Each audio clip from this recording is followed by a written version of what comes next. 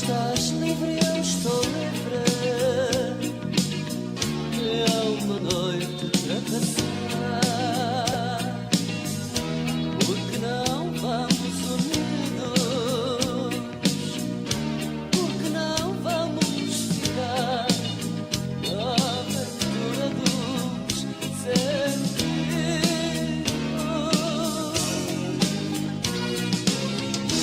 Tu estás só e eu mais só estou. Tu tens o meu olhar, tens a minha mão aberta, à espera de se fechar nessa tua mão deserta.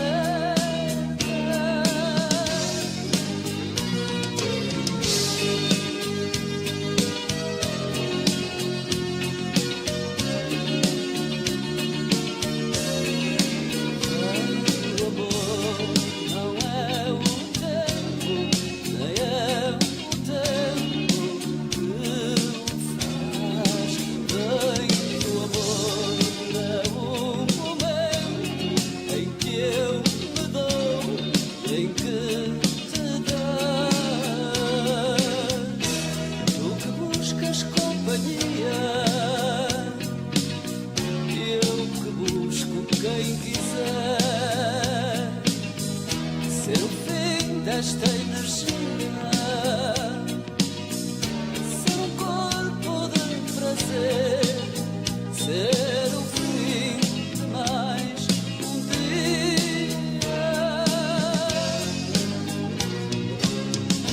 Tu continuas à espera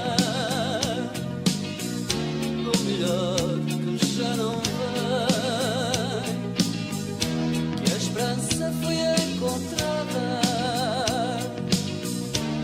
antes de ti por alguém, e eu sou melhor que nada.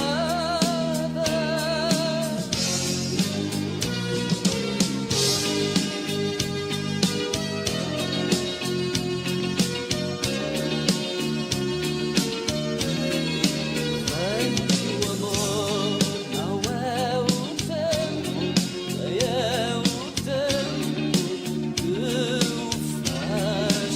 Vem que o amor é o momento em que eu me dou, em que te das.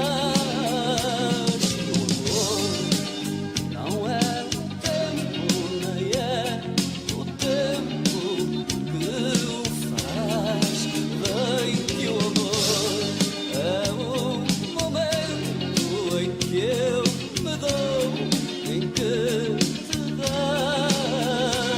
Que o amor não é o tempo, nem é o tempo que o faz. Vem que o amor é o momento que eu me dou, que te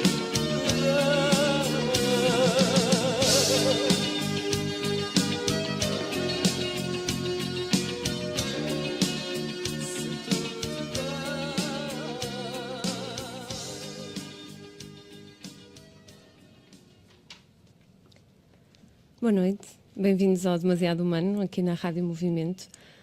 Hoje é a primeira edição do nosso programa.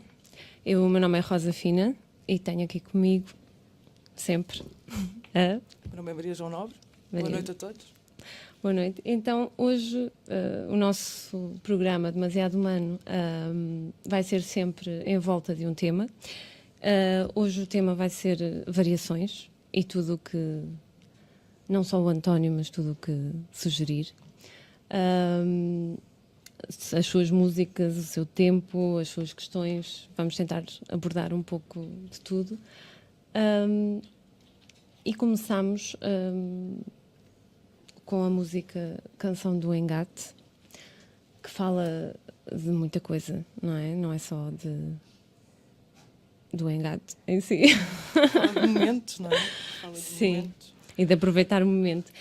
E pronto, penso que, antes de mais, o António Variações não precisa propriamente de apresentações, não é? Foi um dos músicos mais importantes é um dos músicos mais importantes do século XX da música portuguesa. Foi uma pena ter sido tão breve a sua passagem pela música, só gravou 2 álbuns, mas penso que a sua herança fez-se sentir e foi homenageado e reinterpretado várias vezes até agora, e com certeza será mais. E depois nós também poderemos falar um pouco disso. Mas neste momento vamos começar por aqui, esta música que escolhemos para começar esta conversa. A canção do Engado. Maria, o que é que te inspira? Pois nós escolhemos esta música porque, apesar de ser uma música muito conhecida e que passa bastantes vezes, toda a gente sabe qual é, e está mais que ouvida, mas não se aborda muitas vezes a letra, não é? E é muito interessante. Sim, porque as músicas de António Variações são muito radio-friendly, não é? Ficam muito no ouvido e têm uma sonoridade agradável e muitas vezes dançável, e às vezes descura-se um pouco as letras, e as letras são bastante intensas e bastante profundas, normalmente. E são lindíssimas, não é? Se experimentar ler a letra só, são autênticos poemas. Ele até musicou um poema do Pessoa, também, não é?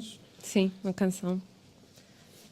Ele era um leitor de poesia, não é? Ele tinha uma cultura bastante diversificada, não só em música como em literatura, e o folclore e as tradições era uma coisa que o interessava bastante também. Era uma personalidade realmente extremamente rica, e isso ficava espelhado nas músicas que ele nos deixou, que foram poucas, mas foram bastante exemplificativas da riqueza que ele tem, não é? Que ele tinha para dar. Mas dizias há pouco que a canção do Engado também fala do amor, não é? E dos momentos. Sim. Parece que fala de uma espécie de intemporalidade, não é? Que o amor é intemporal, ou não está muito ligado à duração, ou também depende do tipo de amor, não é? Sim. Mas o enamoramento, digamos assim, faz lembrar um bocadinho aquela frase do Vinícius Moraes, que seja eterno enquanto dure. Exato. Realmente faz.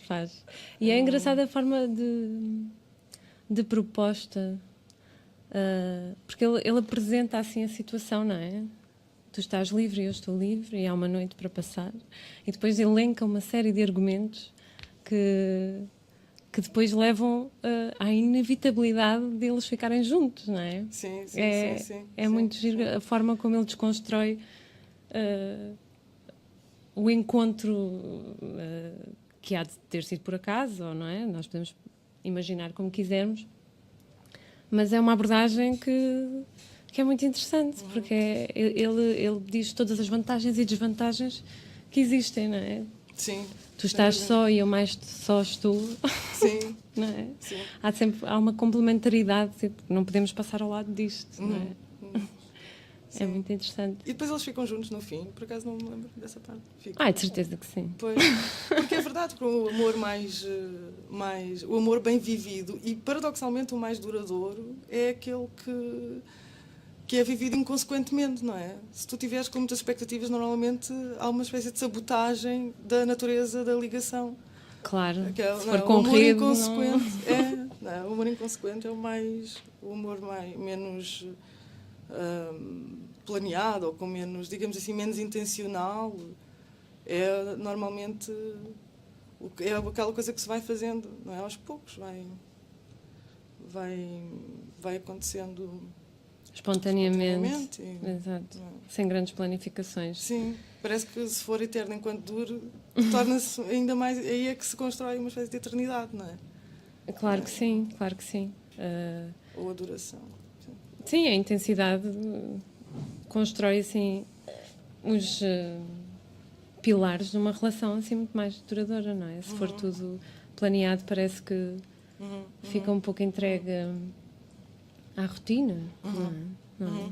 E a capacidade de suportar a incerteza também, não é? A incerteza se a pessoa vai estar lá amanhã ou se não.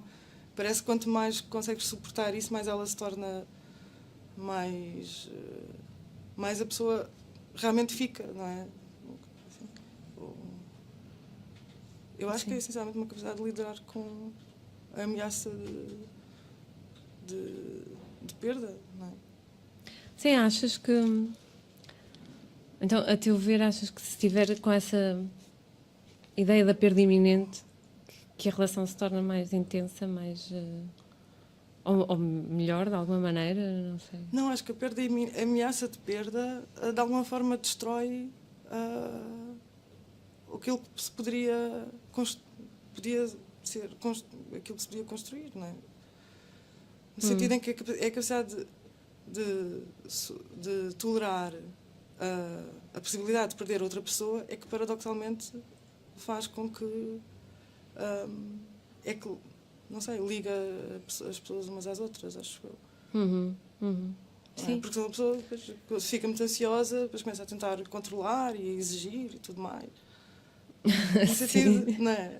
Sim, Não sei. sim. Mas aí O que é quando é achas? desequilibrado. Não está sempre claro. Mas aí é se for desequilibrado.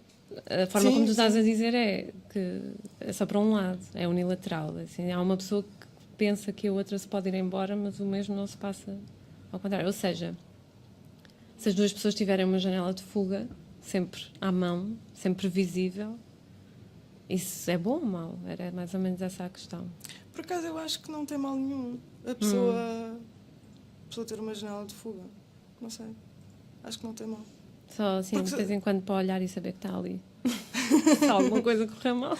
Mas uma janela de fuga fora da relação? ou Sim, dentro da uma relação? facilidade em se ir embora, uma facilidade em... Pois, mas é interessante. Isso não será isso que faz que faz com que estar com uma pessoa seja uma escolha, por exemplo? Bem, já estamos tão longe Não da estamos canção nada. do Engate. Se calhar Não, estamos. a canção do Engate e o Variações estão aqui entre nós. Sim, Será exatamente. Eu não concordo é? perfeitamente. Porque se uma pessoa fica com outra por desespero, então isso também não é uma escolha, nem... Exatamente. Se tiveres as duas coisas uma ao lado da outra, tu estás permanentemente a escolher e a legitimar a tua decisão. Exato. Não é? Agora, se a janela se fechar, Sim. ou a porta se fechar, tu ficas um bocado, estás ali, porque não tens alternativa. Sim, sim. Não é? Portanto, não é... Assim, para voltar ao Variações, se calhar não é o tempo... Não é o tempo que o faz, no sentido em que se pode estar constantemente, não é? Há uma validação constante de estar com outra pessoa, não tem que ver, se calhar, com um sentimento de obrigação, uma coisa assim. Então, e diz-me se alguém te abordasse com a letra da canção do Engate. Ficarias deslumbrada ou não ligavas nenhuma?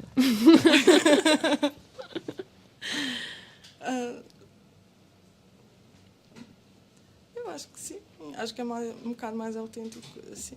Mas ao início, não é? Porque as coisas também têm que caminhar para outro... Não, eu estou a falar puramente da abordagem. Não é?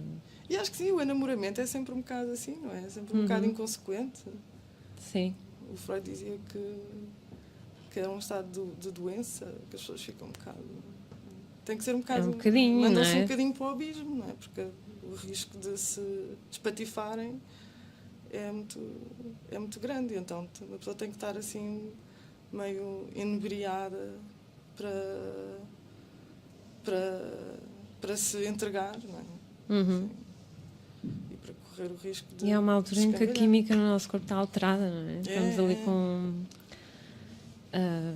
com os níveis desequilibrados e fazemos coisas que não faríamos de outra maneira. Sim. Sim. Por isso essa realmente é uma espécie de estado alterado de quase doença, de facto, não é? Embora seja sempre positivo. Ok, então não sei se queres comentar mais alguma coisa acerca da canção do Engate, se ela te inspira mais algo que queiras referir. Eu acho que depois tem que ver também com o facto... A música é assim um bocado... A música, formalmente, tem umas... um bocado épica, não é? Tem um certo dramatismo Uhum. inerente, não é? E o António Variações casava muito bem estas Sim, duas brilhantemente, dimensões, sim, não sim, sim. é? Entre a letra e a forma musical. Sim, sim. Sabes que ele não tocava instrumento nenhum e ele compunha as músicas com palmas e com caixas de ritmos e depois gravava aquilo numa cassete e levava aos músicos que percebiam alguma coisa daquilo ou às editoras para ver se construía a música a partir daquilo, mas ele tinha tudo na cabeça, da melodia e da letra. Ele é que fazia tudo sem saber tocar nenhum instrumento. E era uma harmonia tão grande entre a forma e o conteúdo que ele conseguia sempre. E depois ele tinha aquela voz muito característica e diferente, porque está ali um bocadinho entre o registro do fado, não é? Aquela forma arrastada do fado. E, no entanto, ele enquadra-se mais na pop, não é? Ele realmente foi uma presença completamente extraordinária na altura, não só em termos de figura, não é? Que ele tinha aquela figura excêntrica, mas também em termos de estética musical e de contributo que ele deu na altura. Foi uma pedrada no charco completamente, porque ninguém sabia muito bem como identificar. Eu lembro-me de ler alguns testemunhos, eu penso que era do editor, que primeiro ouviu umas coisas e ele dizia que ele fazia-lhe lembrar o Frei Armando da Câmara. A voz, o registro da voz, não é? Mas que depois tinha aquela sonoridade e que ele não fazia ideia onde é que haveria de o encaixar, não é? Ele não tinha sítio, era Variações. Pronto, ele criou uma espécie de ilha em que, pronto, só estava ele e muito bem. Acho que ele preencheu esse espaço de forma genial, completamente. E agora, então, se não quiseres acrescentar mais nada, eu propunha ouvirmos não o próprio Variações, mas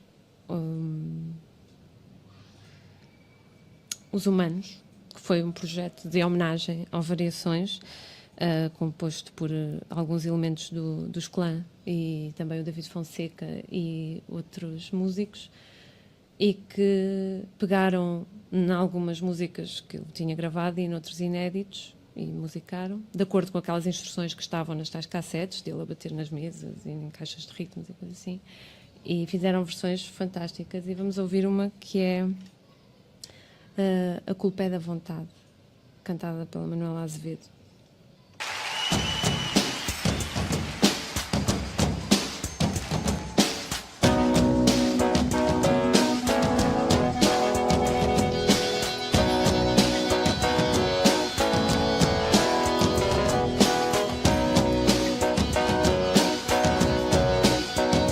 A culpa não é do sol. Se o meu corpo se queimar,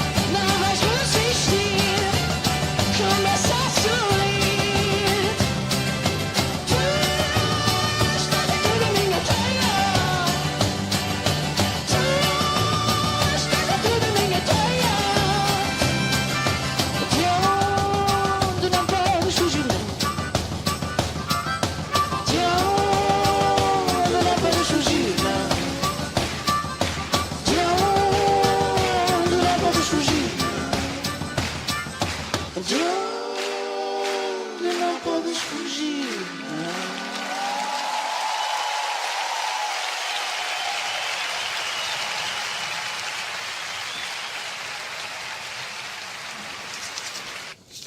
E estamos de volta aqui ao nosso programa, depois de ouvirmos A Culpa é da Vontade e mais outra música que eu não tenho aqui o nome. Mas não há problema nenhum. Porque é a Manuela Acevedo, não é mesmo? Manuela É a música do Floresta. Obras inéditas da Manuela Acevedo. Não é do António Floresta. Não há problema nenhum.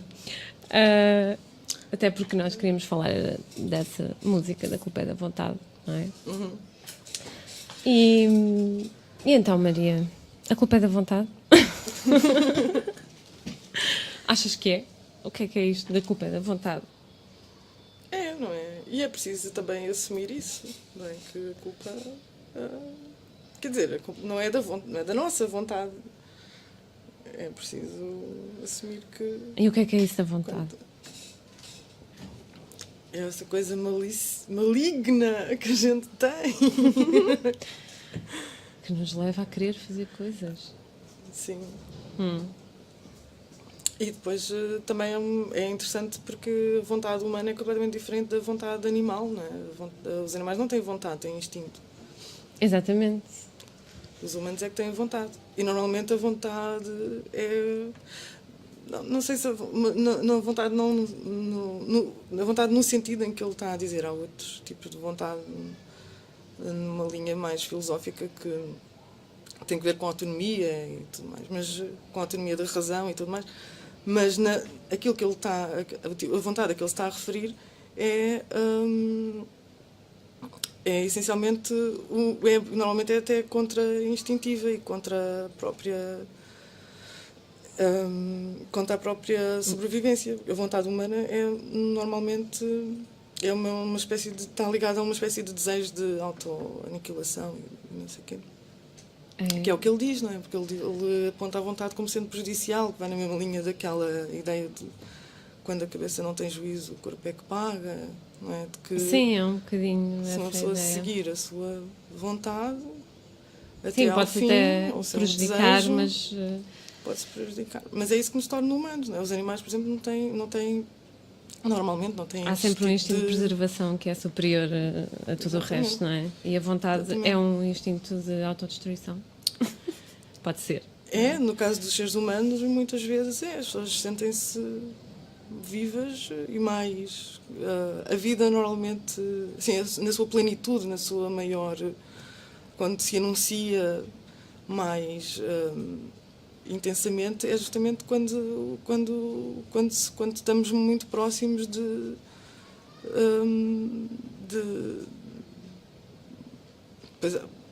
uma espécie de aniquilamento do eu e não sei o quê, não é? Nos momentos em que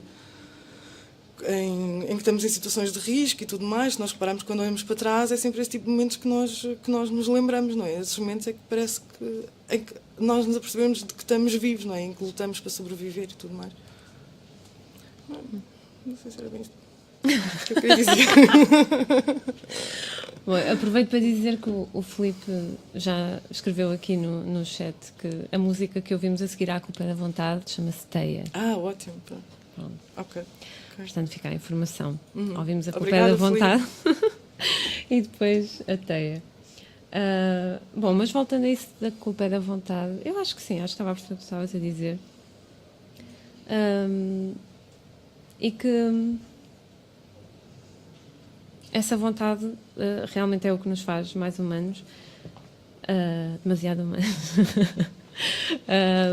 e que nos leva a... Pronto, normalmente temos uma espécie de objetivo, seja um sonho, seja uma pessoa, seja um lugar, qualquer coisa, não é? E queremos chegar lá, atingir esse ponto e parece que não olhamos a meios, não é? Exato. Eu estava a pensar nisso, realmente, quando as pessoas querem mais viver, é a vontade de viver. Normalmente está um bocado ligada a correr o risco de morrer. Estava-me a lembrar, por exemplo, Sim. Não é? Está-me a representar aquele filme, o Breaking the Waves, do Lars von Trier. Não é? O desejo dela, o desejo da personagem, como é que ela se chamava? Não me lembro. É espetacular o filme. Ela desejava tanto estar ter a sua felicidade conjugal com o seu marido completamente paralisado, etc., que fazia tudo e sacrificava tudo em nome dessa felicidade, não é? E eu acho que a questão da culpa ser da vontade também é os sacrifícios que nós estamos dispostos a fazer para realizar desejos, não é? É interessante. Sim, sim. Então, e a parte da culpa? Isso é uma coisa que também parece um bocadinho paradoxal, não sei. Colocar... Porque o conceito de culpa é um bocadinho adverso à parte da vontade, não é? Parece que é um bocado na linha do que estavas a dizer há bocado, não é? Do instinto de ir contra um instinto de autopreservação. Não é? Que há uma espécie de, paradoxalmente, uma espécie de culpabilidade sobre a pessoa estar a ir contra a sua própria vida, a tentar com a sua própria vida. E no Variações isto nota-se, porque ele também tinha uma vida muito ligada à boêmia e tudo mais. Sim, poderá ser, mas eu também estava a perguntar a questão, mesmo o conceito de culpa. Sei, eu acho que o conceito de culpa está muito ligado ao catolicismo. Pois está. Não é? Eles deram toda uma nova dimensão à culpa. Eu lembro-me quando de um professor que dizia que foram eles que inventaram a culpa, que, por exemplo, na antiga Grécia não havia cá esse conceito, não é? Eles eram muito mais livres porque não tinham nem o conceito de pecado, nem o conceito de culpa. Poderia falar-se, obviamente, em coisas como responsabilidade, não é? Quem é que será responsável pelos seus atos, mas não de culpa. E porquê é que haverá essa necessidade porque é que houve a necessidade de criar o conceito da culpa? O Nietzsche dizia que era para manter o poder, para, digamos assim, para que as instituições judaicas, mas as instituições religiosas, pronto, depois se isto faz ele nazi ou não, é outra conversa. Sim, não é para aqui chamada agora, pelo menos para já. Mas que isso era uma forma, a culpabilização do povo, não é? És culpado por ousar desejar mais do que aquilo que tens, fomentar a gratidão,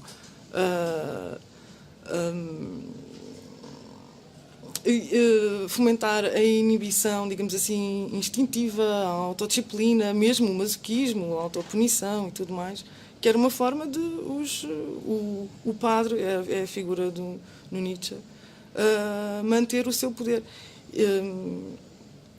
Porque prevenia, pronto, que houvessem revoltas sociais, não é? Contra o poder. É uma espécie de fechamento, é? uma espécie de palas que se coloca nas pessoas. Sim, não é? creio que sim, não é? Impor um limite, não é? Saber que cruzando esta linha, atravessando esta linha, já estás a fazer mal e poderás ser prejudicado por isso, não é? O Deleuze, lembro-me que ele dizia que isto para estarmos hoje não vamos falar de Axl Rose, vamos do Deleuze.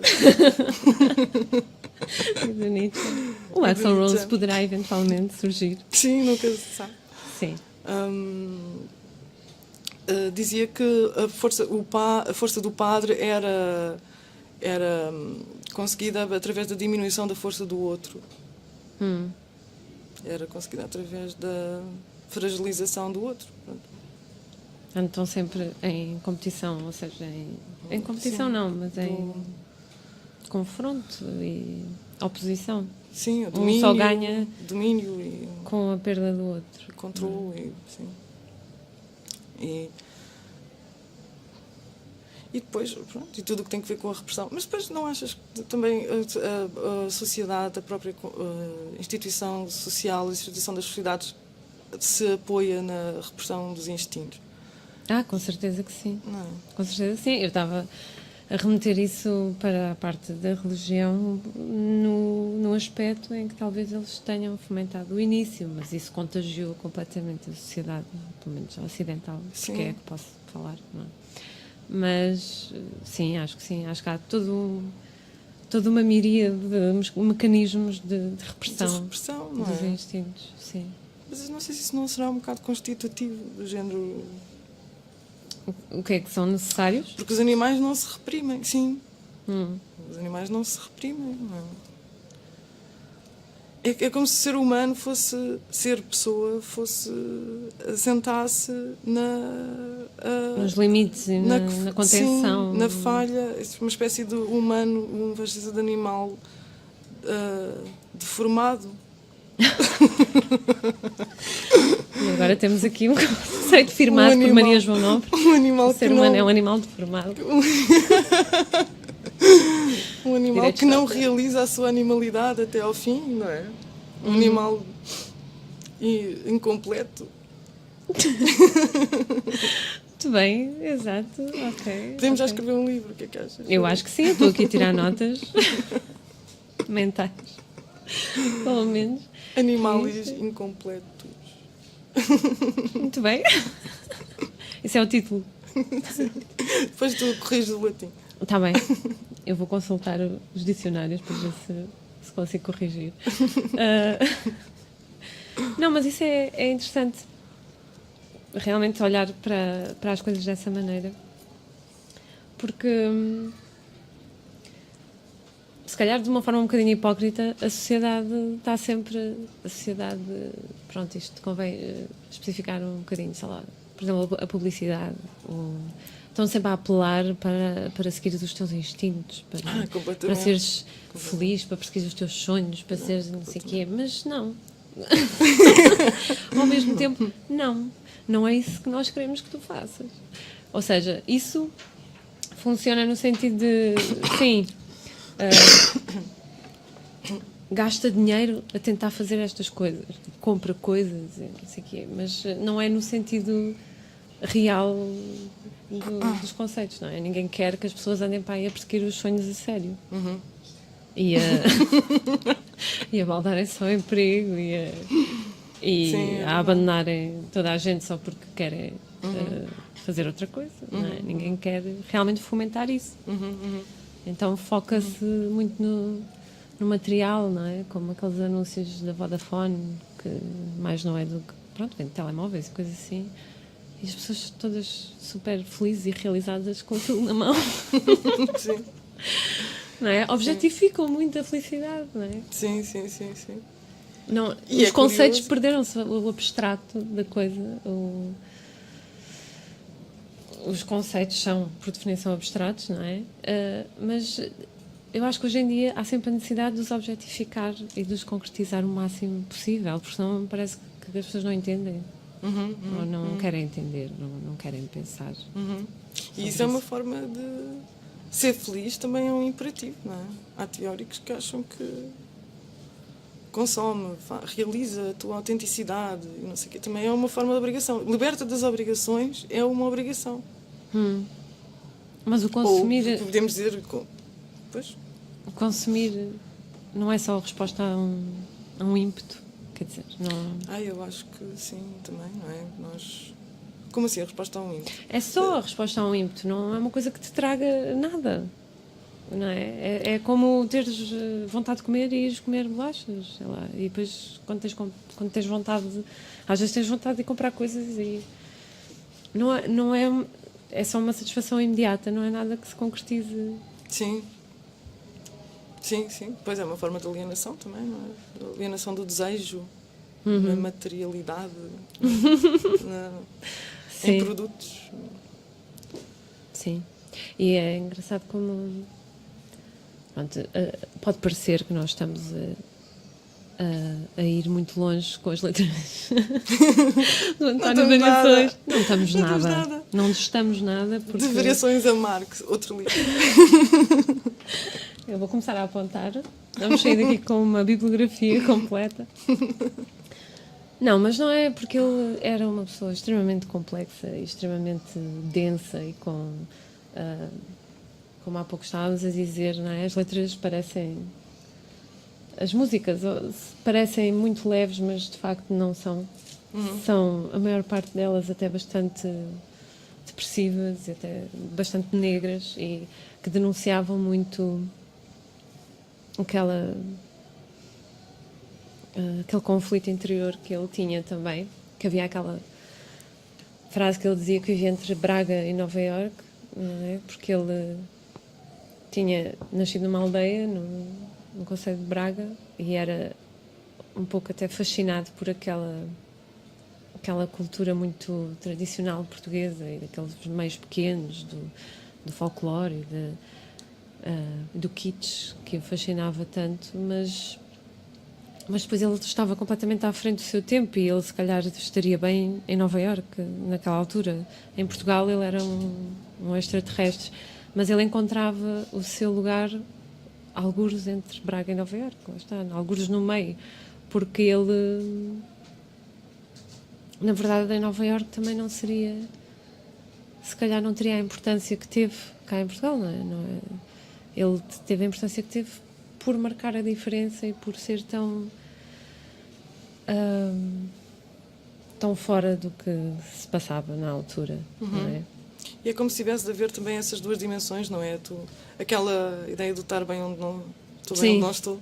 Sim, Tem que haver sim. uma dimensão, digamos assim, de familiaridade para ele também ter contra o que é se rebelar em relação a que é inovar e uma espécie de horizonte em relação ao qual caminhar. Mas a criatividade não surge exatamente desse conflito, não é? Não se estar bem não é? em lado nenhum, estar no meio de dois mundos.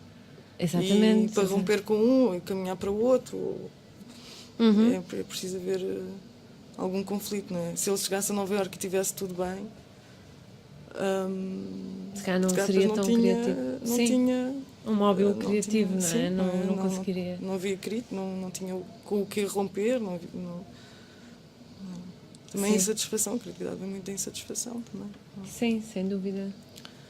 Temos aqui o António Diamantino a cumprimentar, a dizer boa noite ao painel, boa emissão, obrigada António Diamantino e sejam sempre Obrigada. demasiado humanas. Obrigada, António, obrigada.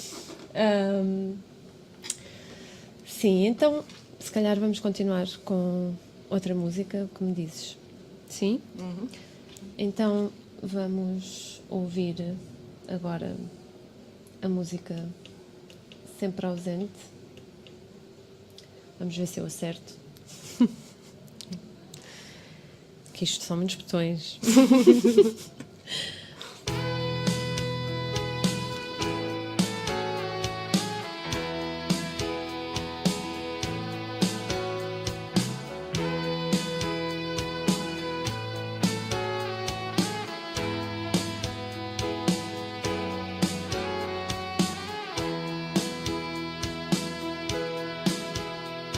Diz-me que solidão é essa que te põe a falar sozinho. Diz-me que conversa estás até contigo. Diz-me que desprezo é esse que não olhas para quem quer que seja. Pensas que não existe ninguém que te veja. Que viagem é essa que te diriges em todos os sentidos? Andas em busca dos sonhos perdidos.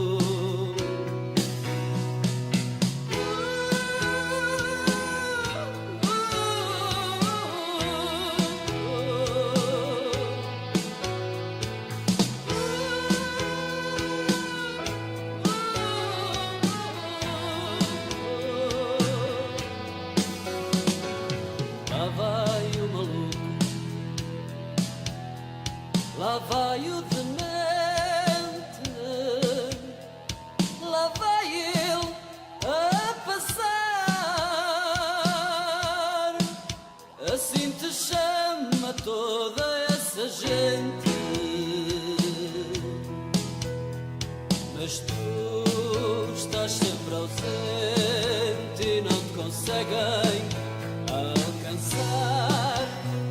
Mas tu estás sempre ausente e não te conseguem alcançar.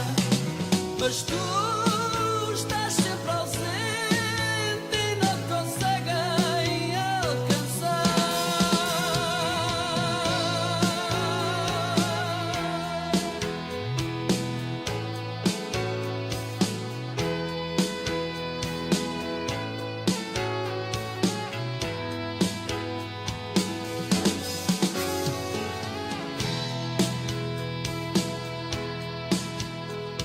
Diz-me que loucura é essa que te veste de fantasia. Diz-me que te liberta da vida vazia. Diz-me que distância é essa que levas no teu olhar. Que ânsia e que pressa que queres alcançar. Que viagem é essa que te diriges em todos os sentidos? Andas em busca dos sonhos perdidos.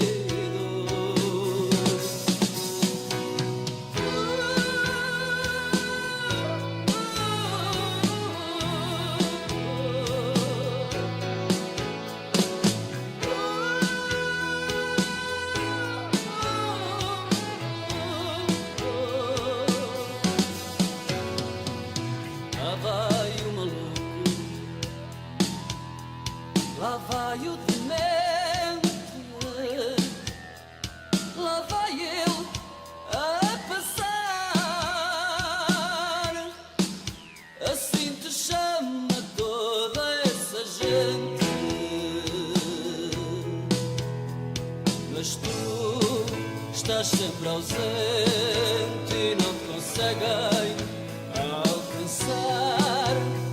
Mas tu estás sempre ausente e não te conseguem alcançar. Mas eu estou sempre ausente e não me conseguem alcançar.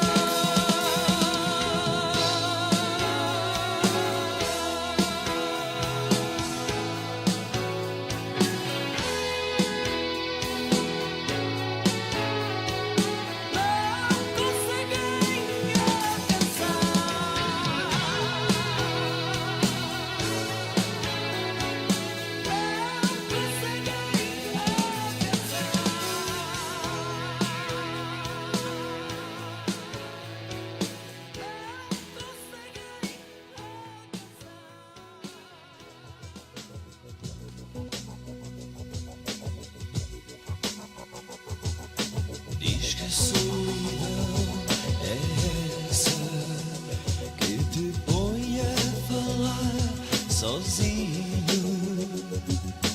Diz-me que conversa estás a ter contigo. Diz-me que desprezo é esse que não olhas para quem quer que seja, ou pensas que não existe ninguém que te veja. Que viagem é essa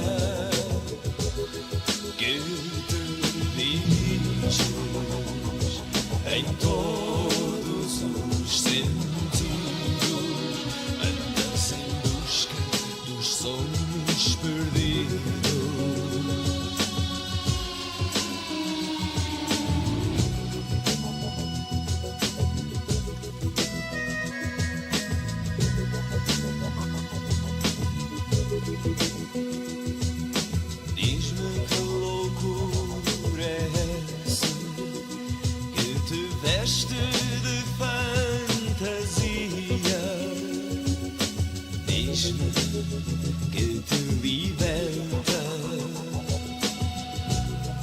a vida vazia.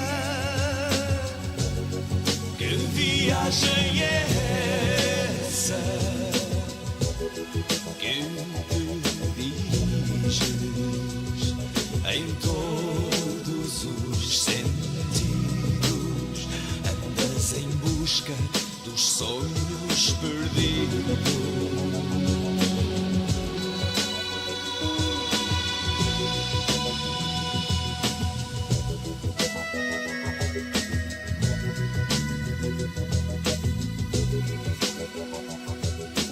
Lá vai o maluco,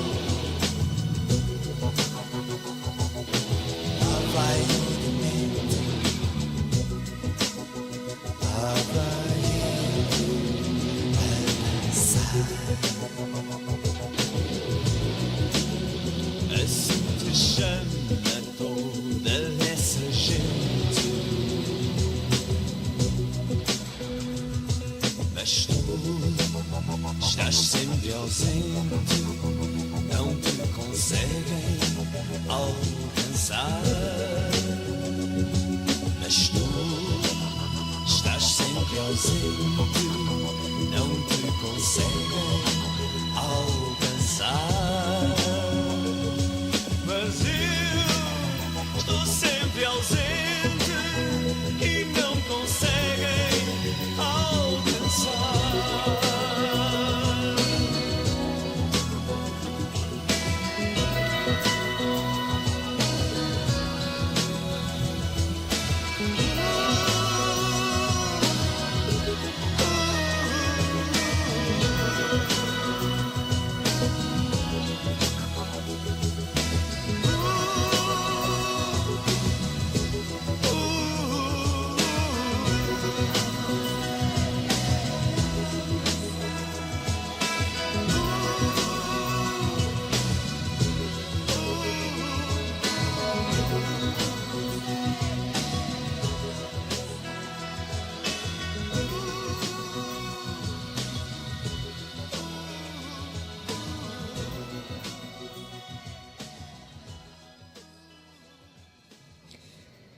Tivemos aqui agora a música Sempre Ausente, de António Variações, tanto na versão original como na versão pelos Delfins, retirada do álbum de homenagem Variações às Canções de António, de 93.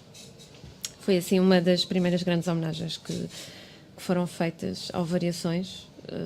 Antes disso, a Helena D'Água já tinha gravado alguns temas. Ela, aliás, foi a primeira pessoa a pegar nos temas do Variações e gravá-los. Ela era muito amiga do António Variações. Não foi por acaso que eu escolhi uma fotografia dela com o António Variações para estar a ilustrar o nosso evento no Facebook, o evento, a primeira edição do Demasiado Humano, porque realmente a ligação entre os dois era bastante forte e ela sempre falou muito acerca disso. E esta música que acabámos de ouvir, em duas versões diferentes, o Sempre Ausente, é um bocadinho autobiográfica, como algumas que ele tem. Se calhar ele não concordaria, mas a arte é mesmo assim, não é? O artista põe a música ou o livro ou o que for cá fora e depois é livre para... As pessoas são livres de interpretar como quiserem.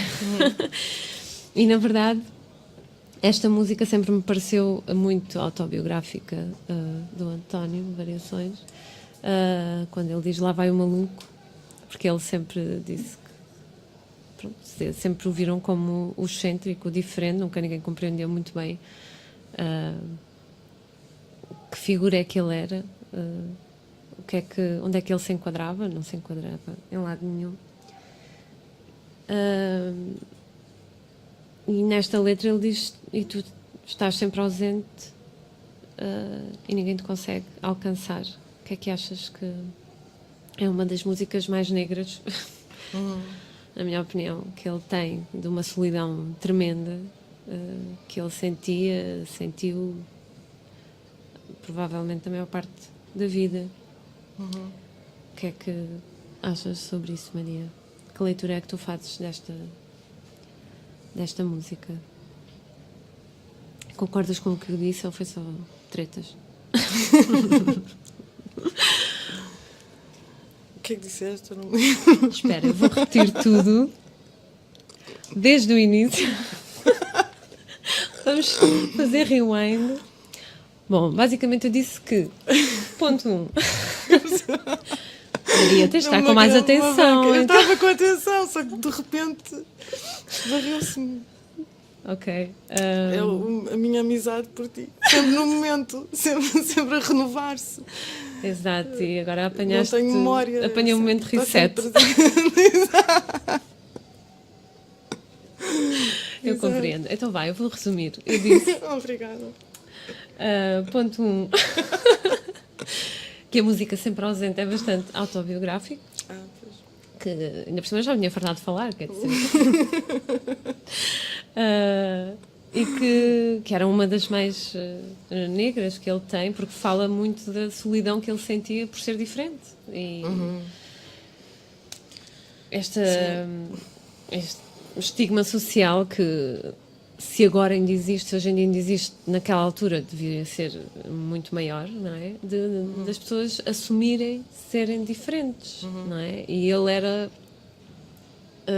diferente no seu interior, como as músicas que ele criou mostram, mas ele também mostrava no exterior, ele fazia questão de que a coisa fosse visível, não é? A excentricidade.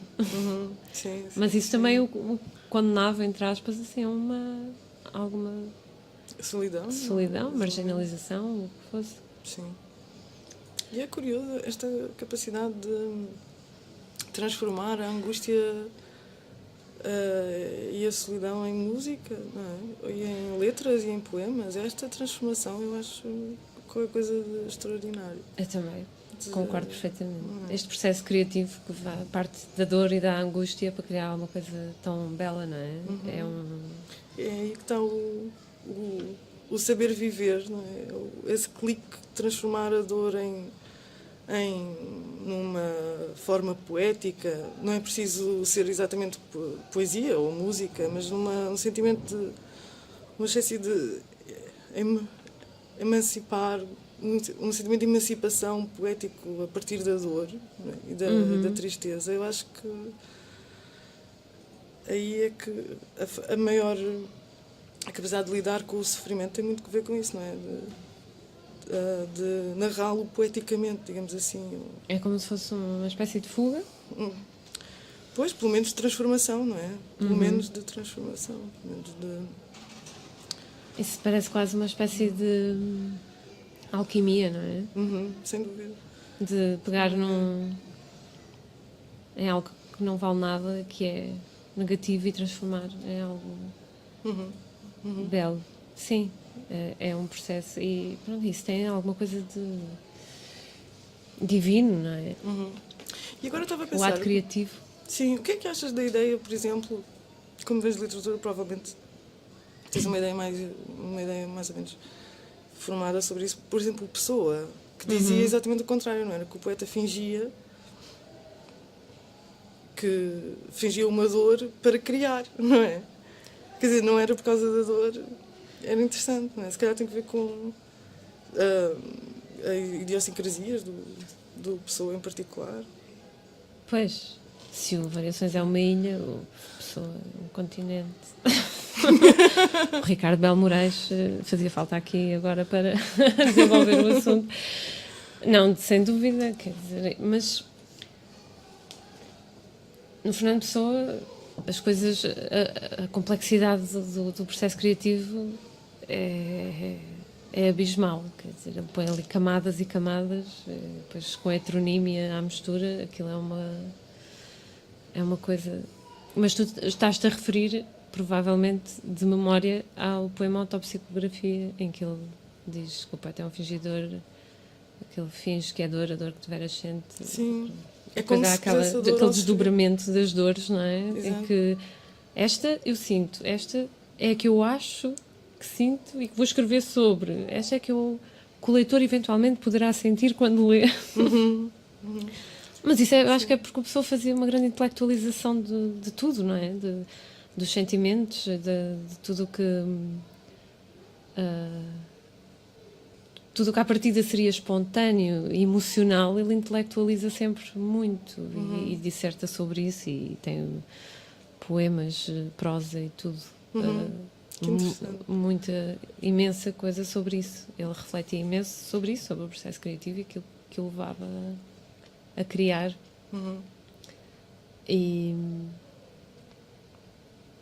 Mas ele também dizia, não é no Autopsicografia, é no Isto, acho eu, que ele tem aquele verso, isto estar a dizer versos de cor, mas eu vou tentar, não é uma citação, é uma paráfrase, mas que é aquilo, um terraço sobre outra coisa ainda, e essa coisa é que é linda, que é aquela coisa de criar sempre uma série de ir sempre aumentando as expectativas, e há sempre outra coisa ainda, e essa coisa é que é linda, que é o horizonte, sim. é aquilo, é o inatingível, aquilo que move, lá está, como estávamos a falar há pouco, essa inquietação, essa insatisfação é que promove e fomenta o processo criativo. E é engraçado que o José Mário Branco, na música Inquietação, vai buscar esse verso da pessoa cá dentro, inquietação, e depois no fim ele diz, e essa coisa é que é linda, não é? Essa coisa é que é linda, que é aquilo que não é? Essa coisa é aquilo que tu nunca atingirás, mas que estás sempre a querer, aquilo que te faz mexer, não é? Porque quando alcanças, paras. Que o Lacan chama o petit objet A, que é... Ora, explica lá isso. Eu explico e vou parafrasear também um intelectual contemporâneo, que é o Zizek, que é um filósofo esloveno que está vivo ainda. E que ele explica o petit objet A. Isso é um filósofo pop. Ele é muito conhecido. Não por isso deixa de ser menos rigoroso. Não estou a insinuar isso. Era só para as pessoas saberem. Mas é um filósofo do YouTube. Está lá tudo. Está lá tudo. É espetacular. É bom para adormecer. Sim, mas ele noite. diz, então? Ele diz que explica o petit objet A através do Kinder Surpresa. Que é, tu comes o ovo de chocolate. Sim. Tu comes o ovo de chocolate, mas o ovo de chocolate vem com um excedente que é a surpresa. E é exatamente essa coisa que existe a mais, que uma promessa de que existe qualquer coisa a mais do que aquilo que tu efetivamente vais realizando, que te move, que te faz mover e lutar, e que é isso que cria dinamismo na vida e que faz com que as pessoas, faz com que a vida se, digamos assim, se valide a si mesma e valha por si só. Tipo, não há propriamente uma razão para viver. As pessoas vivem porque têm que, ou continuam a lutar, porque é um bocado circular, não é? Porque é que as pessoas querem sempre qualquer coisa a mais. Ele diz que é por causa disso, exatamente por causa dessa promessa do brinquedo depois de comer o chocolate.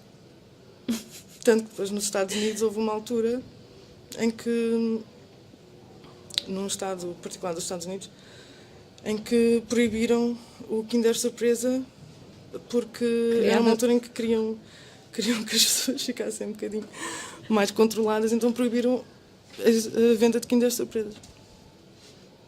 É? Isto é verdade. Não sei agora referências, mas isto é verdade. Isto aconteceu. Ok. As pessoas estavam a ficar com demasiadas expectativas. Sim, era numa altura em que se precisava de contenção, contenção, numa altura em que se precisava de alguma contenção. Por exemplo, foi um erro quando introduziram políticas de austeridade aqui em Portugal, era uma coisa que deviam ter feito se quisessem que as políticas de austeridade vencessem, que era proibir a venda de Kinder Surpresas. Eu não percebo como é que o Passos Coelho não se lembrou disso. Não se lembra disso. Proibir a venda de Kinder Surpresas. Olha os problemas que isso teria evitado. Tão simples. Em termos ideológicos é uma maneira de manipular. Não vão perguntar As aos massas. intelectuais. Justamente, ninguém ouve os intelectuais, depois Não ligam. só fazem disparates. Não vêm perguntar e depois podiam resolver os problemas de uma maneira tão simples. As pessoas pediam para as pessoas aceitar as Pois. políticas da austeridade através da proibição de da venda de Kinder Surpresas. A empresa Kinder é que não Pois ia olha, achar muita piada a perderam isso. para o Toninho, para o António. Uhum. E olha, e agora estamos na euforia da geringonça. Tudo porque ele não proibiu a venda de Kinder Surpresa, entenda-se. A razão está aí, Sim, devia ler mais Hegel. com toda a certeza. Sei lá quem. Tenho a certeza que Pá. esses não são os livros de cabeceira do Passos Nosso Coelho. Não são. Então, mas voltando aqui ao sempre ausente do Variações. E agora esqueci-me do que ia dizer, Maria. Estendo-te a mão em auxílio, porque eu esqueci-me do que ia dizer. Ajuda-me aí. A ideia de estar sempre ausente. Já sei, lembrei-me. Obrigada. Contribuíste bem. Não, era aquela questão do direito à diferença que eu queria que falássemos um pouco. Que pronto, na altura em que o António Variações viveu, podia ter sido pior, porque nos anos 80 estava-se a respirar uma certa euforia de liberdade aqui em Portugal, não é? A seguir ao 25 de Abril e tudo mais, e depois houve simultaneamente ao mesmo tempo que o António Variações, houve aquele boom no rock português, não é? E antes disso até o movimento punk e tudo mais, tipo, estava assim ainda no ar aquela coisa de não acredito que já podemos fazer aquilo que nos apetece, e mesmo assim uma figura como a Variações veio ter a polémica que teve, exceto em Lisboa, não é? Mas pronto, em Lisboa ele já se sentia se calhar mais enquadrado o que me leva no frágil. Exato, há aquela história muito repetida que ele levou uma cadeira de barbeiro para o meio da pista de dança do Frágil e começou a cortar o cabelo a quem quisesse ali mesmo no meio da pista. O Frágil era assim uma coisa onde tudo poderia acontecer, não é? Tinha um bocado essa expectativa. E o Frágil abriu precisamente, até que já acabou, abriu em junho de 82. Portanto, há 35 anos. E o António Variações, tal como várias pessoas nessa altura, ficaram, ainda que por pouco tempo, não é? Porque ele morreu pouco tempo depois disso, mas ficou um pouco ligado à abertura do Frágil e àquela loucura toda porque aquilo foi o nascimento, ou o renascimento, do Bairro Alto como local de peregrinação noturna, e aquilo era assim um sítio onde tudo era permitido. E sei lá, havia aquela figura da Margarida Martins, que era a porteira, que agora é presidente da Junta de Freguesia de Arroios. Que foi muito tempo presidente da Abraço, não é? Da Associação Abraço, e que era uma das famosas porteiras. E a Maria... Uma mulher porteira era muito inovadora. Sim, só isso já era muito inovador, mas como ela era assim grande... No Lux eles tinham um bocado essa... Em alguns sítios, para marcar a diferença, lá está.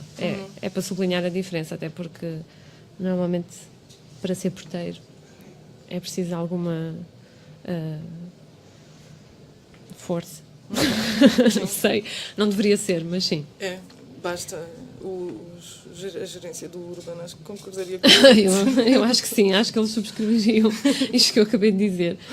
Mas acerca do Frágil, é engraçado, já que referimos isto, uma das figuras também que são associadas ao Frágil é o poeta Alberto, que na altura também andava muito por Lisboa, e ele tem um excerto dos diários em que fala, que eu vou ler. Diz assim: 10 da manhã, abro a janela, acendo o rádio e nisto ouço a canção que ouvíamos e dançávamos no Frágil. Não sei o título da canção, nem quem a canta. Sinto-me longe daqui por um instante. Isto ele escreveu em 94. E é precisamente este excerto que eu encontrei no site mesmo do Frágil, porque o Frágil está a fazer agora uma campanha de reconstrução da memória, que eu achei bastante interessante. Eles criaram um site só a pedir para as pessoas mandarem fotografias, textos, testemunhos, gravações, o que seja, porque eles estão interessados em reconstruir a memória do Frágil, que já tem 35 anos e é uma instituição... É uma referência. É uma referência, absolutamente, claro. E achei muito interessante, eles têm lá este exemplo do Alberto e também referiam variações, obviamente, estão lá fotografias do variações também lá no Frágil. E eles reclamam aquele espaço como um espaço de liberdade, um espaço muito exemplificativo do espírito de liberdade que se sentia nessa altura. E, portanto, é curioso e faz todo o sentido que o Variações se identificasse com esse espaço. E sabes se ele conviveu com o Alberto? Eles conheciam-se? Não sei. Esse pormenor em particular, não sei. Mas é provável que frequentassem sítios semelhantes. É que ainda hoje Lisboa é tão pequena. Nós somos tão poucos, não é? Na altura, ainda menos. Portanto, acho perfeitamente provável que isso tivesse acontecido, sem dúvida. E também há a música de Jorge Palma, não é? Do Frágil. Sim, pois é. Que ele compôs também inspirado no Lugar, não é? Que é uma das mais emblemáticas dele. E se essa música estiver aqui, vamos ouvir. O que é que achas? Tu tens alguma referência acerca desse tempo, do Frágil? Sei que era um... Sim, ainda hoje é... Sim, é ele existe, muito... não é? E o Lux faz parte... Mas aquilo está um bocado diferente, não está? Agora, Eu suponho que esteja muito diferente. Sim, mas lembro que eu ultimamente, nos últimos... aquilo mudou, acho que mudaram por dentro a decoração e as instalações. Sim, a decoração aquilo era tudo decorado por artistas plásticos quando abriu, não é? Hoje duvido que seja a mesma coisa, não é? Mas... Eu lembro-me de ter ido lá, ter passado por lá há pouco tempo e aquilo estava muito, muito, muito diferente mesmo. Sim, imagino. Mas o Lux, quando abriu, também tentava... Acho que a ideia era recuperar um pouco o impacto que teve a abertura do Frágil no Bairro Alto naquela altura. E eles tentaram... Sim, e marcam pela diferença. O Manuel Reis, que apesar de já ter uma idade bastante avançada, continua à frente desses projetos. E ele tem uma visão realmente de diferença e daquilo que pode levar as pessoas a quererem estar num sítio e romper com o que é habitual. Mas... Sim, o Lux também é uma casa muito bem conseguida, não é? Tem uma identidade muito própria. Exatamente, principalmente nesse sentido. E da música ao vivo e da dança e do espaço também artístico aberto a vários artistas, seja de cinema, documentário, artistas plásticos também. Então, parece que encontrei aqui o Frágil. Vamos... Que vale é que temos um bom conjunto de playlists aí. Temos.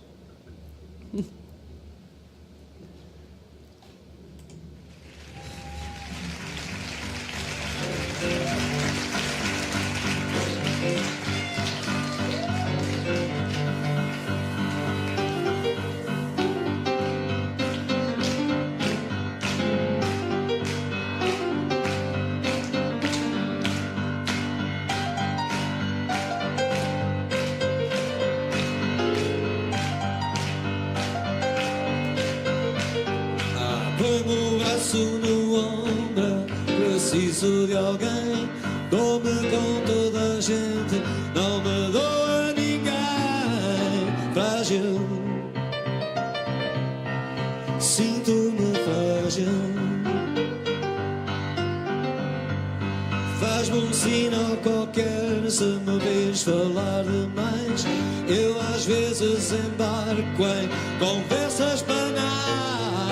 Frágil, sinto-me frágil. Frágil,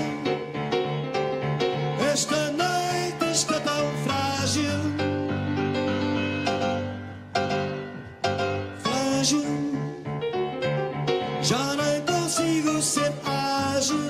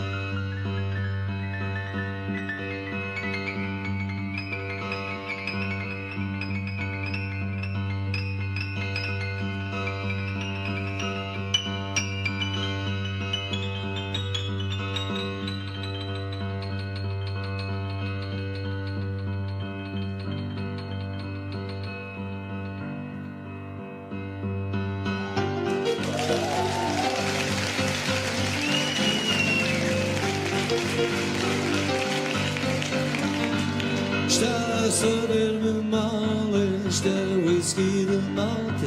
Adorava estar em este, estou-me a sentir alto. Frágil, sinto-me frágil.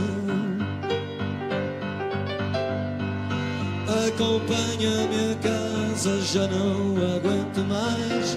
Deposita na cama os meus restos mortais. Frágil, sinto-me frágil. Frágil, esta noite está tão frágil. Frágil, já nem consigo ser ágil.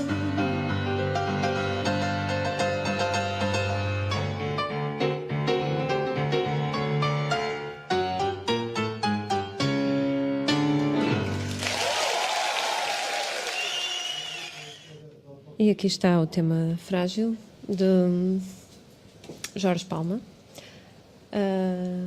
A propósito A propósito do Frágil. do António Variações. E do António Variações e de tudo.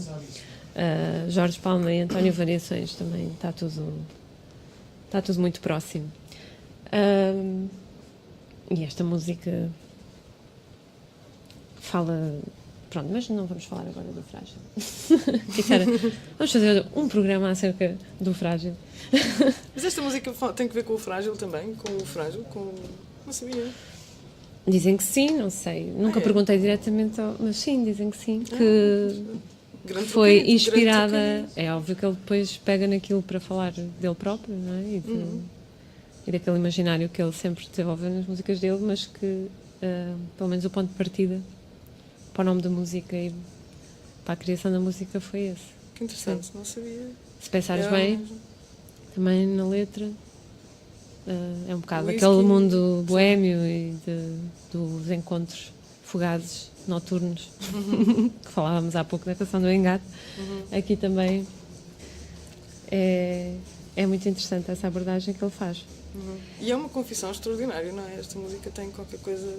Tem. É muito especial, não é? Porque tem esta confissão pública de fragilidade. Sim, é uma exposição, não Não é? é? Sim, Expor as fragilidades normalmente não é uma coisa que se faça de sim. tom leve. Não é assim a expressão, pois não? Então, acho que sim. Tom leve. Tom leve. Não Faz me mal, parece. criamos uma expressão. Outro título para um livro. Exato. Tom leve. Parece-me fantástico. Bom, eu queria também falar aqui, já que estamos a falar de variações,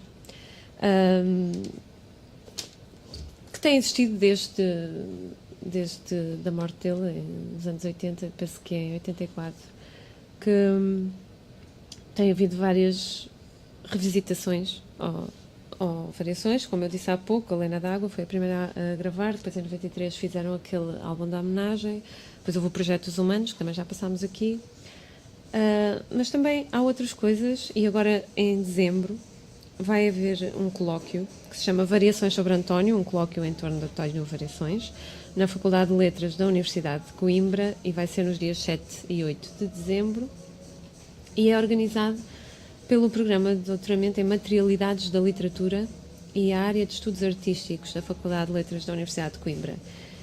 E eu acho que isto é assinalável, porque está-se a começar, muito timidamente ainda, a meu ver, mas está-se a começar a trazer estes aspectos da cultura mais pop, não é? Para a academia e a admitir que, de facto, a admitir a importância que elas têm na sociedade e o impacto que têm, e que tem que se olhar para elas e tem que se estudar, não é?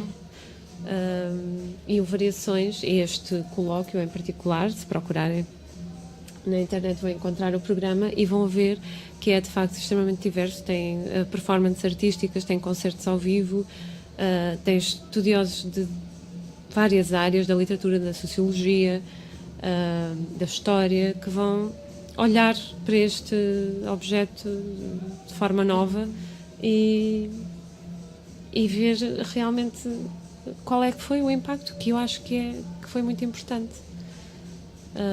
Sim. E ainda bem que está a haver esse espaço, não é? Na academia, que eu sinto que se está assim a abrir novos caminhos nesse aspecto. Também há um projeto muito interessante. Aliás, a pessoa que dirige esse projeto também está envolvida nesse colóquio, que é um projeto que estuda o punk em Portugal. Sim, sim. E que até para o ano vai haver uma conferência também que se chama KISMIF, que é Keep It Simple, Make It Fast, a abreviatura, sim, que é a Paula Guerra, do Instituto de Sociologia da Universidade do Porto, que coordena esse evento, e que olha para essas culturas assim, as culturas do it yourself, e que foram importantes a nível sociológico, nessa tal introdução da liberdade que houve assim, de forma um bocadinho súbita cá em Portugal, não é? E que o movimento punk, por exemplo, espalhava bastante. O Variações espalhava de uma maneira, o movimento punk de outra, mas que são processos que estão a ser estudados e avaliados. Eu acho que isso é extremamente positivo. Sem dúvida. E a cultura alternativa normalmente é sempre o lugar do irracional e do impensado. Não é? Qualquer coisa, ou por ser novo, ou por ser mais fraturante, ou mesmo por usar a fratura, quer dizer, a capacidade de romper com a tradição e tudo mais, é o próprio móvel da produção alternativa, e portanto daí não ser qualquer coisa, estar muito mais ligado aos aspectos irracionais e mais instintivo. Instintivos é um bocado perigoso de dizer, mas perigoso no sentido em que não é muito... Não estás a ouvir nada do que eu estou a dizer. Estou a brincar. Tô, sim. Estou a brincar. Estou a brincar. Eu já estou a digo brincar. porque é que estava a olhar Não, para ali. eu estava a pensar, vou continuar a falar porque assim a Rosa pode fazer o que quiser ali. Exatamente. Exato, fala para aí que eu vi. Não, eu estava a ouvir. Eu olhei para aqui porque o Filipe, eu há pouco disse que o António Variações morreu em 84 e acertei no ano. Fantástico. E ele diz que foi a 13 de junho de 1974, nada mais nada menos que o dia de aniversário do Fernando Pessoa. Pois é O verdade. dia de Santo António, É verdade. Pois é. em Lisboa. E foi nesse dia. Mas só para dizer que e é interessante, podes distrair mais um bocado se quiser. Tá bem. Enquanto Não, diz enquanto isso. eu vou aqui dissertando. Não, tu está a ouvir. Não é preciso.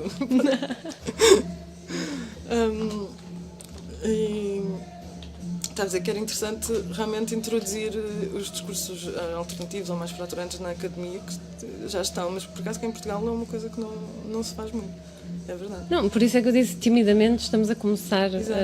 a abordar esses temas e realmente já não é tempo da academia estar fechada sobre si própria e tem que quebrar essas barreiras e olhar cá para fora. Não é? E produzir uma narrativa sobre o discurso alternativo. O que tem muito que ver também com aquilo que o Mark Fisher, hoje é só cultura erudita, Sim. que o Mark Fisher não é erudito, claro que é. Embora, pronto, o Mark Fisher é um dos maiores, é um filósofo, digamos assim, ou mais ligado à área dos estudos culturais e que infelizmente suicidou-se há um ano, há cerca de um ano. Uma tragédia e sobretudo um grande escritor. Escrevia muitíssimo bem. E ele dizia justamente que o problema dos anos 90, por exemplo, era a absorção, digamos assim, do alternativo no mainstream. E é muito interessante, não é? Que o alternativo se tinha tornado mainstream e que com pessoas como, por exemplo, o Kurt Cobain, e isso há um cheiro do livro dele, do Capitalist Realism, que ele basicamente usa estruturas eruditas de pensamento para pensar, para falar ou refletir sobre fenómenos completamente laterais e completamente rebeldes e é interessantíssimo. E ele dá o exemplo do Kurt Cobain como um marginal, vai, entre aspas, que foi absorvido pelo mainstream. Exatamente. E ele diz qualquer coisa como o Kurt Cobain sabia que ele era só mais uma peça do espetáculo, da linha de montagem da Sim, indústria, isso era a da grande indústria angústia, musical. não é? Que ele marcava. E que, sim, e que ele sabia que de cada vez que, digamos assim, partia uma guitarra elétrica, dava cabo de um coisa que ele, qualquer movimento de ruptura Sim. amplificava, qualquer movimento de ruptura amplificava o espaço mainstream. Que é uma espécie de não há como sair, não é? Não há E depois fuga possível, pois. fica enclausurado numa raiva sem objeto. O Mark Fisher chama-lhe uma espécie de raiva sem objeto porque ele não sabe já o que é sempre absorvido e é sempre absorvido por uma espécie de reconciliação com a cultura pop. Não é? Não consegue, não sabe, não consegue romper com nada porque está tão enclausurado dentro da cultura pop que e é não é? É verdade. Sim, mas o mainstream é uma coisa completamente devoradora, não é? Porque esses pequenos movimentos marginais, como era o grunge, não é?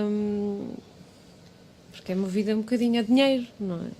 Os Nirvana e o Kurt Cobain em particular, a partir do momento que começaram a vender muitos álbuns, aquilo foram engolidos por esse mainstream e isso acontece com imensa coisa, como por exemplo agora, ainda no outro dia estávamos a falar de que as pequenas editoras independentes há imensas que são compradas, isso também acontece tanto na música como na indústria livreira, que são absorvidas e muitas vezes destruídas na sua identidade pelos grandes grupos.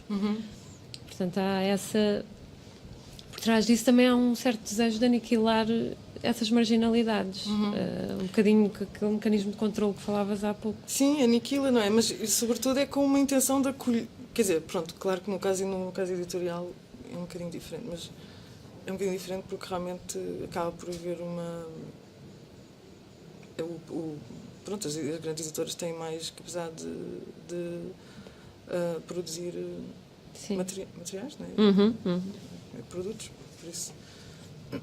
Mas até pode ser com boas intenções, digamos assim, mas a verdade é que quando...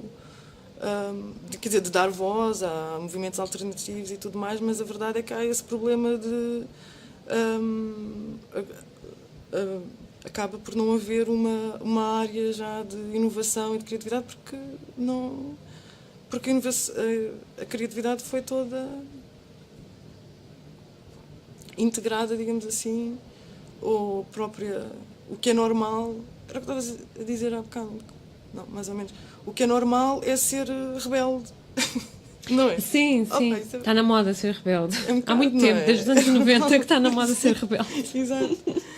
E então isso quase que Já não dá para retira ser o fundamento Não é? a quem é realmente Sim. rebelde por cá. Pronto, mas essas Como é que imitações ser também são rebelde muito hoje em dia? plásticas. Isto porque... São só exterior, não? É verdade, é verdade. E Porque hoje em não dia há- ser rebelde quase que é ser conservador também. Sim, também, de certa maneira. E não sei. Hoje em dia ser rebelde é tentar contrariar, ir contra a maré, não é? Sim, exato. Ir Portanto, eu fazer tudo ao contrário. exato, exato. Toda a gente tem que ter emprego e comprar tudo e mais alguma coisa e pedir empréstimos bancários e tu tentas não ter emprego. Não contrair empréstimos bancários, não Ser o comprar artista nada. pobre. Exato. O artista pobre. Portanto, o que é ser rebelde é ser sem abrigo.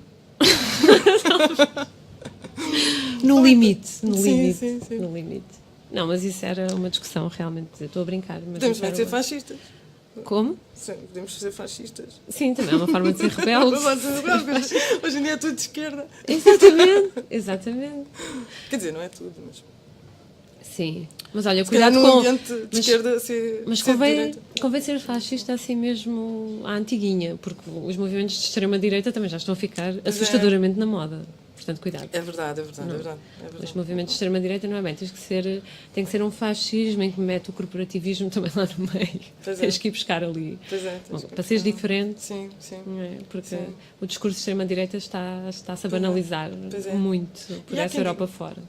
Pois é. E há quem diga que isso é até uma reação à generalização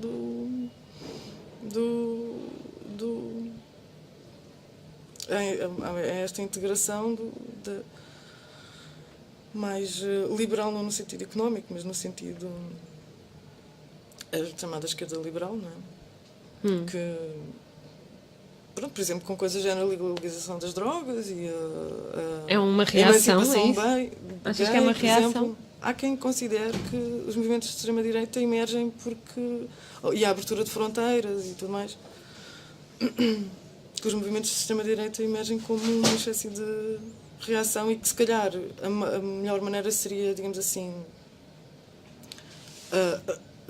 frear um bocadinho estes ímpetos libertários da esquerda.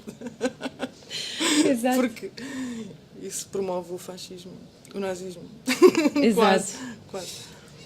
Cuidado. Que a esquerda, no fundo, está a estimular cada vez mais a extrema-direita. Isso aí está uma análise. Há quem não concorde, não sei. Claro, Eu isto não são só suposições que estamos aqui a atirar para a mesa. Queria também falar acerca, ainda no sentido desta herança que o Variações nos deixou, esta ideia, porque, por exemplo, para pessoas da nossa geração, nós não vimos o Variações, quer dizer, quando ele morreu éramos demasiado novas, não é? Tínhamos 3 anos. Já eras fã do Variações nessa altura. Portanto, nós foi sempre um bocado aquela ideia meio abstrata, não é? Que depois, com o lançamento destes álbuns assim, de homenagem, se foi construindo. E é muito curioso, e estou-me a referir àquele episódio da série Odisseia, que quem não conhece é uma série que foi criada, penso que eu tinha aqui, em 2013. Que foi criada em 2013 pelo Bruno Nogueira, Gonçalo Waddington e o Tiago Guedes, para a RTP, que teve 8 episódios. Cada episódio tinha um tema e o 6º episódio, eu acho que isso ainda é possível ver no RTP Play. E quanto a mim, foi uma das séries mais bem conseguidas, e muito inteligente e muito com um humor fantástico. E o 6º episódio eles dedicaram precisamente ao Variações.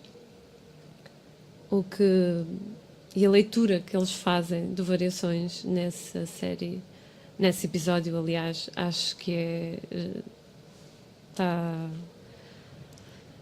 vai mesmo à essência, acho eu, não é? Porque eles pintam Variações como se fosse uma espécie de líder espiritual. Líder espiritual / cabeleireiro.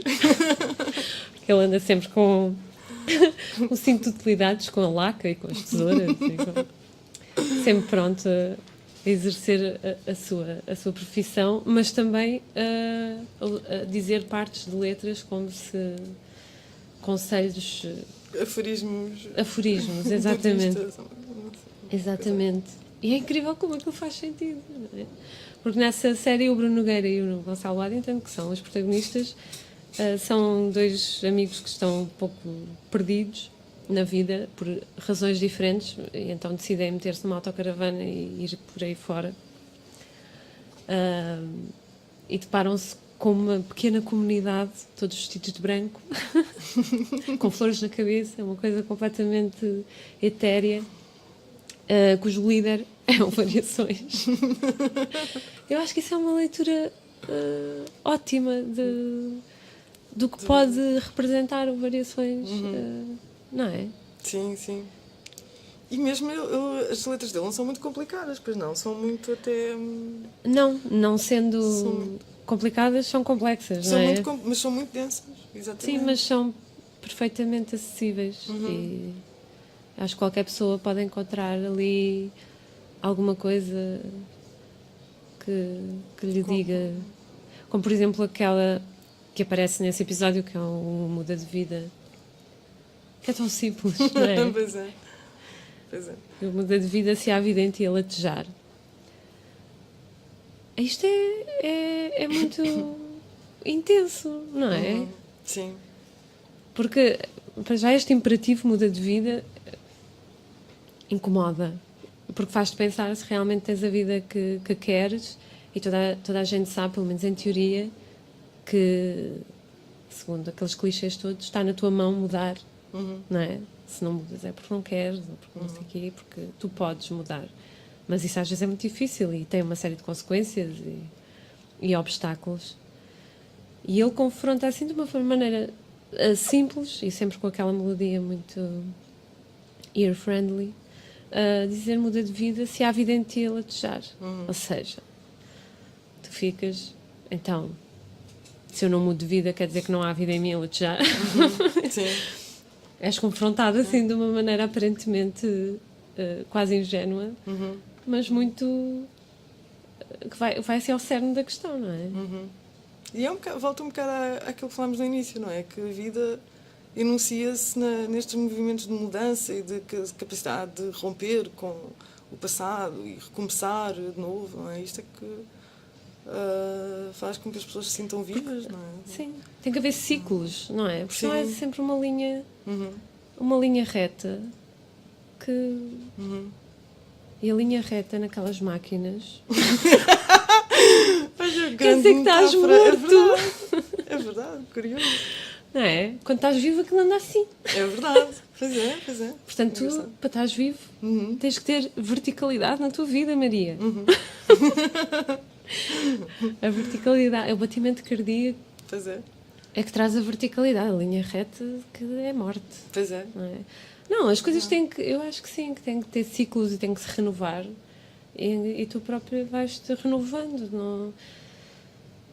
Sei lá, se tiveres um ciclo que começou quando tu nasceste e acaba quando tu morres, em que tu simplesmente seguiste o caminho que te disseram para seguir ou que era suposto seguires e não te reinventaste em nenhuma altura, não mandaste uma bomba ao destino, como diz o Álvaro de Campos, não, sei lá, não te rebelaste contra nada, estás na linha sempre horizontal. Sim, sem dúvida. E ele é disso que fala, não é? Esqueci-me agora, quer dizer. Mas vou recapitular novamente, isto de vez em quando, a Maria de vez em quando faz reset e nós temos que voltar. Então, nós estávamos... Não, já sei o que é. Boa. Estás a ver? Eu sei, é só, precisas de ouvir assim um bocadinho a minha voz. Música de fundo, é verdade, a tua voz no fundo. E dizer que, como estavas a dizer há bocado, é interessante também a falta de... Às vezes as pessoas não têm coragem, não é? Porque o familiar, as pessoas podem estar numa situação complicada, mas o que as pessoas querem não é mesmo... Isto é problemático, as pessoas querem não é, o que as pessoas querem não é ser propriamente felizes, não é? Até há uma espécie de angústia... se eu realizo todos os meus...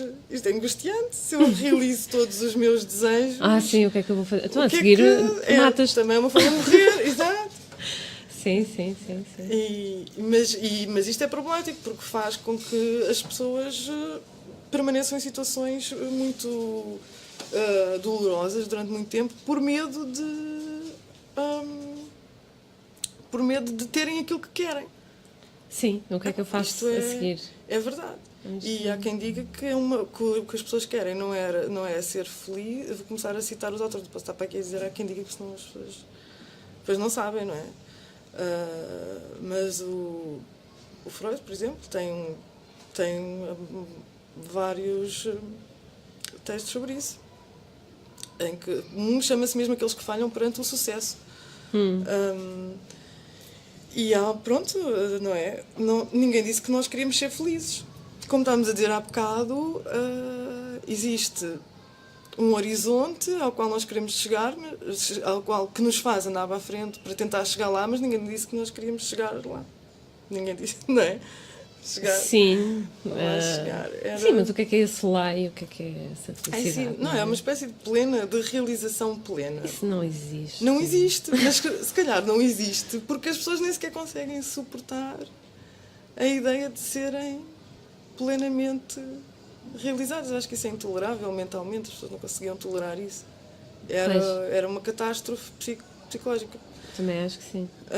Mas isto para dizer que o que estavas a dizer há bocado, não é? Sobre as pessoas não terem coragem de romper com as suas... agora estão todos o meu lado, os meus traços conservadores aqui, que eu sei que estão a fazer imensa comichão. Venham eles. Mas agora ia dar-te razão, ia pôr do teu lado. Sim. For no teu lado. Que é que as pessoas... É um problema porque parece que as pessoas às vezes preferem a familiaridade dolorosa e sofredora do que terem a capacidade de romper com o sofrimento e ousar realizarem os seus... Não é? Realizarem-se e tudo mais. Parece que o conhecido, ou o medo do desconhecido é paralisante para a maior parte das pessoas. Sim, sem dúvida. Um medo. Então... E que é preciso coragem, não é? Claro. Para enfrentar, para mudar de vida, é preciso coragem. Acho que a música vai exatamente nesse sentido. Claro, porque normalmente tiram-te o tapete, não é? E tu tens que arranjar maneira de voltar ao sítio. Então, já que estamos a falar de medo e de grandes mudanças, de catástrofes, não estávamos a falar de catástrofes, mas pronto, faz conta que estamos.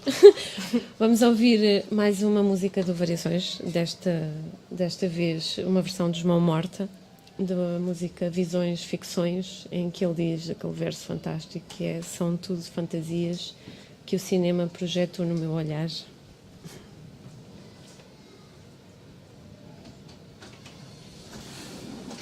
Pelo João Morta.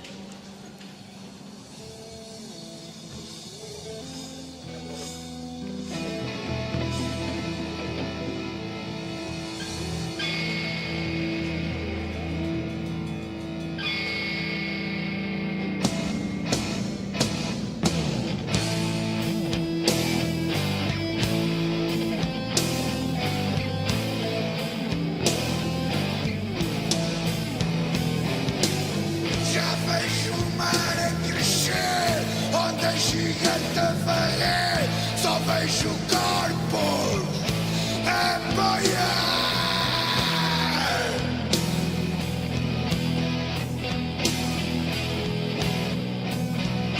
Vejo a cidade a ruir e o chão que se está a abrir. Sou a insurgente a gritar.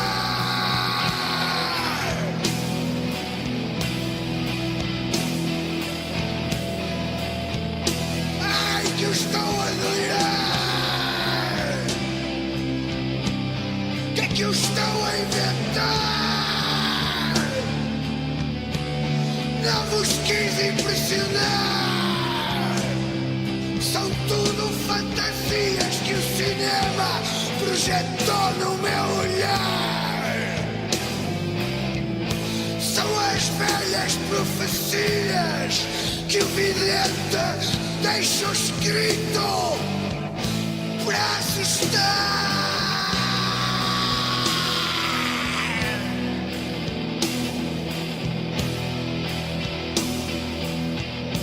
Já vejo a vida a fugir da força de resistir. Já não consegue respirar.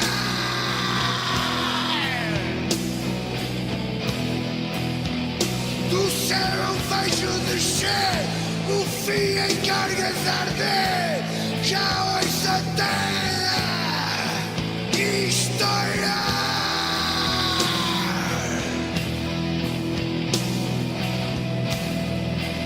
Ai, que eu estou a delirar. O que é que eu estou a inventar? Não vos quis impressionar. São tudo fantasias que o cinema projetou no meu olhar.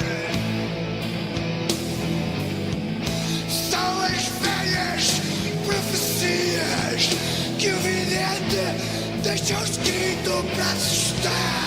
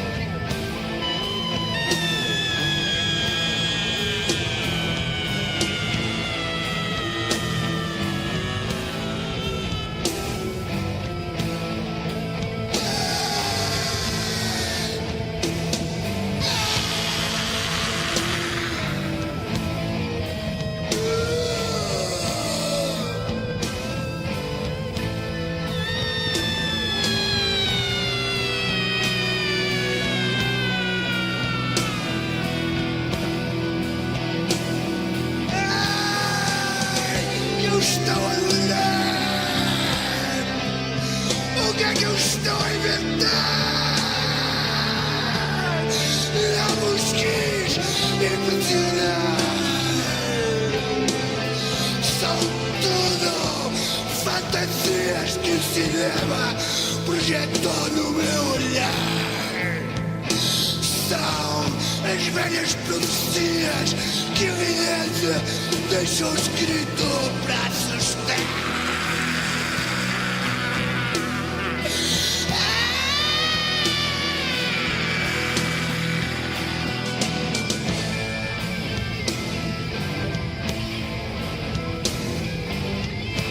Não vos quis impressionar. Não vos quis impressionar. Impressionar.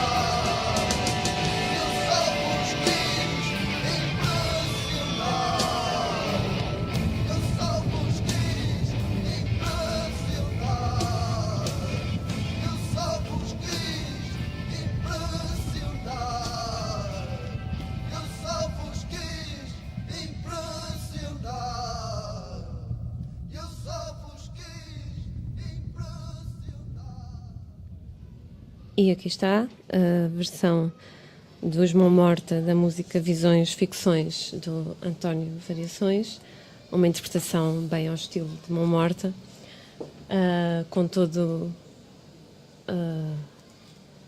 o entusiasmo que o Adolfo Luxúria Canibal coloca nas suas interpretações. É sempre uma experiência ouvi-los, ainda mais com esta letra fantástica do Variações. E estamos quase a terminar, não é? Queria só referir que existe uma biografia do António Variações, que se chama precisamente António Variações entre Braga e Nova Iorque, da Manuela Gonzaga, que foi publicada em 2006 pela editora Âncora. É uma biografia bastante completa.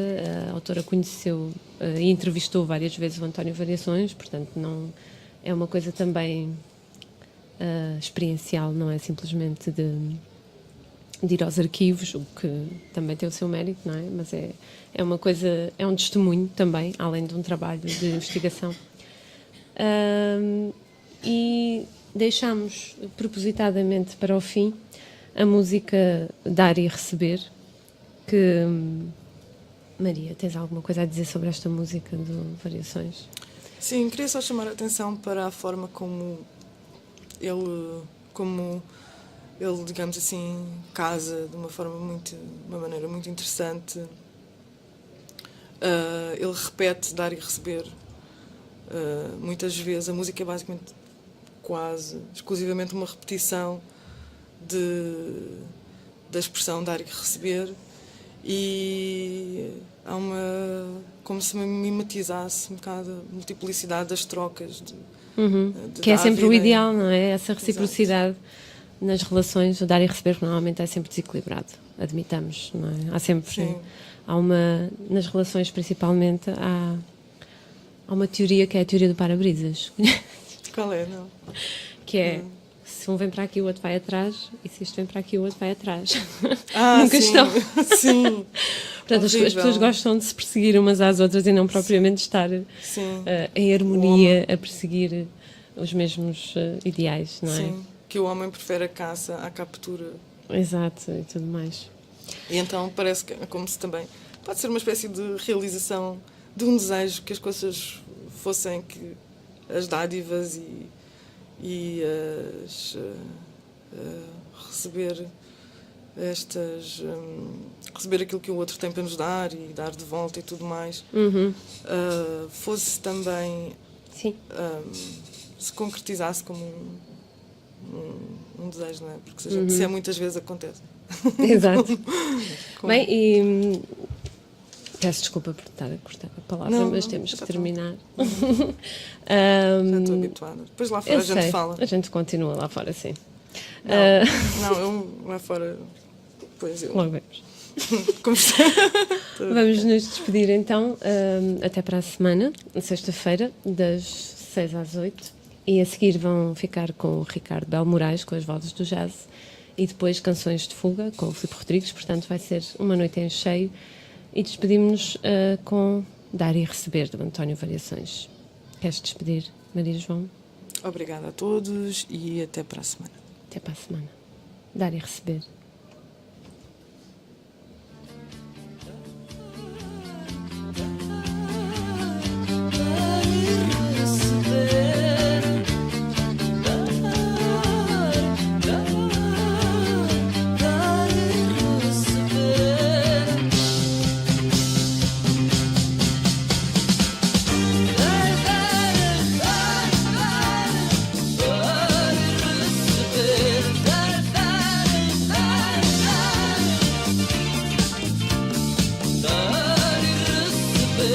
Devia ser a nossa forma